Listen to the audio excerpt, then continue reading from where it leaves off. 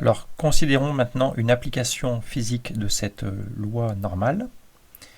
On considère un gaz qui contient des molécules libres, des particules libres, qui s'agitent dans tous les sens, et ce gaz, on le suppose à l'équilibre thermique à une certaine température T.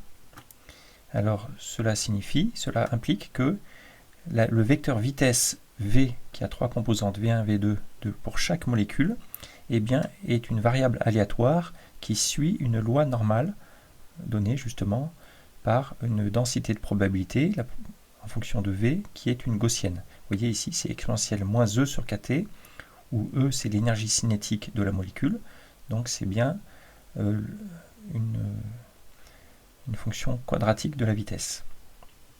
Donc c'est bien une loi gaussienne par rapport au vecteur V, exponentielle de moins V2 sur une constante.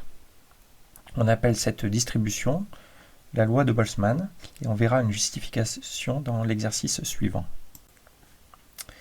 Une conséquence de la question précédente, c'est que si le vecteur vitesse suit une loi normale, une loi gaussienne, eh bien le module du vecteur suit une distribution de Maxwell. Autrement dit, la distribution du module des vitesses des molécules dans un gaz est distribuée selon la loi de Maxwell.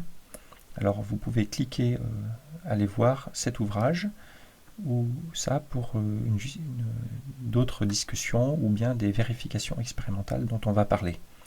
Donc on conseille le livre de Dew ou le livre de Zitoun Couture.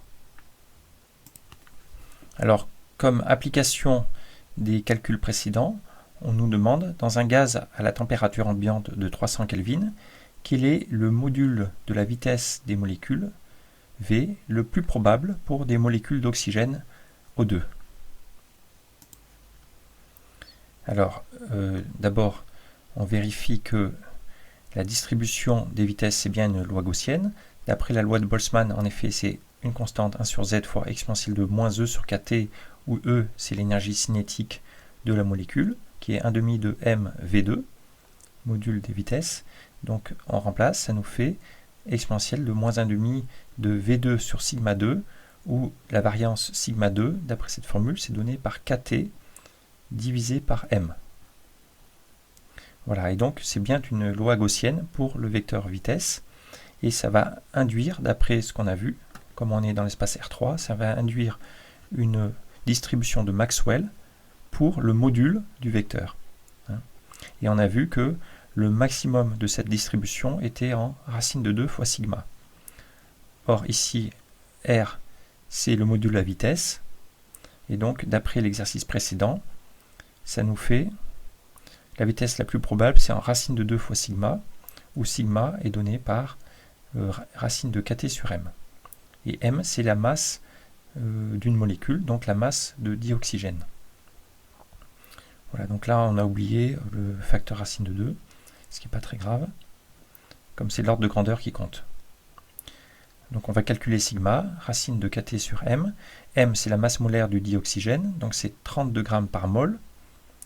Donc 32 grammes, ça fait 32 10-3 kg par mol. Et une mol, c'est le nombre d'Avogadro. Donc on divise par le nombre d'Avogadro pour avoir la masse d'une molécule de dioxygène. Ensuite, la température, c'est 300 Kelvin. Et K, c'est la constante de Boltzmann. Or, ici, il apparaît Na, donc il va apparaître K fois Na. Et K fois Na, c'est le facteur R de Boltzmann, qui est 8,31 joules par Kelvin. Donc au total, ça nous donne pour sigma, donc racine carrée de 8,31 joules par Kelvin fois la température 300 K divisé par la masse molaire 32 10-3 kg. Voilà, on a fait attention à bien mettre les unités internationales. Donc on fait l'application numérique et on a le résultat en mètres par seconde de 279 mètres par seconde, soit lorsqu'on convertit en km/h, ça nous fait à peu près 1000 km/h. Donc autrement dit, la vitesse la plus probable des molécules d'oxygène dans une pièce à température ambiante, c'est 1000 km/h. C'est extrêmement rapide. Il ne faut pas imaginer que les molécules elles traversent de part en part la pièce à 1000 km/h. En réalité, le gaz est assez dense et donc elles font des petits mouvements d'une fraction de micromètre elles subissent des chocs incessants. Donc elles vont à 1000 km/h entre deux chocs, mais donc les chocs se produisent avec un libre parcours moyen de l'ordre de une fraction de millimètre ou de micromètre, et donc c'est un mouvement en fait diffusif de ce qu'on appelle le mouvement brownien à très petite échelle. Et il faut imaginer que chaque molécule bouge dans une direction aléatoire, et donc une petite portion de gaz est constituée de molécules qui bougent dans tous les sens, et donc cette portion de gaz, on l'imagine, elle, plutôt au repos. Soit elle a une vitesse moyenne nulle, soit une vitesse moyenne qui est non nulle, si le gaz est en mouvement. Alors comment vérifier expérimentalement ce calcul, que la vitesse la plus probable c'est de l'ordre de 1000 km/h? Eh bien, voici une façon de procéder expérimentalement. Imaginons que chaque molécule émette par fluorescence des photons de lumière ayant une certaine longueur d'onde. Alors, vous savez que lorsqu'on excite une molécule, les électrons passent sur des orbites supérieures, et en perdant leur énergie, les électrons émettent des photons d'une certaine longueur d'onde très précise, reliée à l'écart d'énergie entre les orbitales atomiques.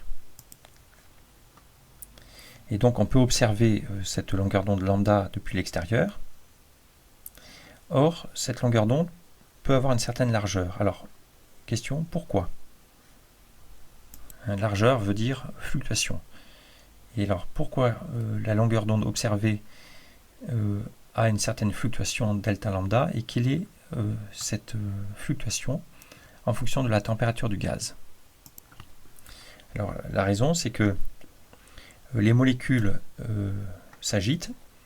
On a vu que les vitesses ont une distribution de Boltzmann et qui induit une distribution de Maxwell, et donc les molécules vont dans tous les sens, et les fluctuations de vitesse, c'est de l'ordre de sigma, l'écart type en vitesse, alors qui est très lent par rapport, c'est l'ordre de 1000 km/h, c'est très lent par rapport à la vitesse de la lumière qui est 300 000 km par seconde. Mais néanmoins, le fait qu'il y ait des fluctuations comme ça de vitesse, eh bien, chaque molécule émet dans son référentiel une longueur d'onde lambda, mais dans le référentiel du laboratoire, on va recevoir une longueur d'onde lambda prime qui est obtenue à partir de lambda par l'effet Doppler. Et la formule de l'effet Doppler pour la lumière, c'est cette formule-là. Donc lambda est corrigé par un facteur. Alors là on va admettre le résultat, mais ça se démontre facilement en cours de relativité, que lambda prime perçu, c'est lambda fois 1 plus bêta sur 1 moins bêta, le tout racine carrée. Où bêta, c'est le rapport entre la vitesse de la molécule et la vitesse de la lumière, donc ici sigma sur c, qui est très petit devant 1. Voilà, donc admettant, connaissant cette formule pour l'effet Doppler, eh bien, delta lambda qui est demandé, c'est les fluctuations sur la longueur d'onde, c'est donc lambda prime moins lambda, où lambda prime c'est la variable aléatoire de la longueur d'onde observée. Et l'écart type, c'est donc donné par cette formule, et donc voilà, delta lambda sur lambda, c'est donc lambda prime moins lambda sur lambda, et lorsqu'on fait le calcul, donc lambda prime moins lambda, ça divisé par lambda, les lambda vont disparaître, il va rester ce facteur moins 1. Alors, c'est assez compliqué, mais le fait que bêta est très petit devant 1, on peut faire un développement limité au premier ordre, et donc ça nous fait du 1 plus bêta puissance 1,5, ça fait 1 plus 1,5 de bêta au premier ordre, et 1 moins bêta puissance 1,5, ça nous fait du en puissance moins 1,5, donc ça fait 1 moins bêta fois moins 1,5 au premier ordre. Donc. Et lorsqu'on développe, le premier facteur c'est 1 qui disparaît avec ce moins 1, il reste 1,5 de bêta plus 1,5 de bêta, donc bêta. Voilà, donc au premier ordre, delta lambda sur lambda c'est bêta. Et bêta c'est sigma sur c, et sigma c'est l'écart type en vitesse, donc on a vu que c'était racine carrée de kt sur m. Donc voici l'expression pour les fluctuations de longueur d'onde observées dues à l'agitation thermique. Alors ce nombre est sans dimension et on pourrait le calculer.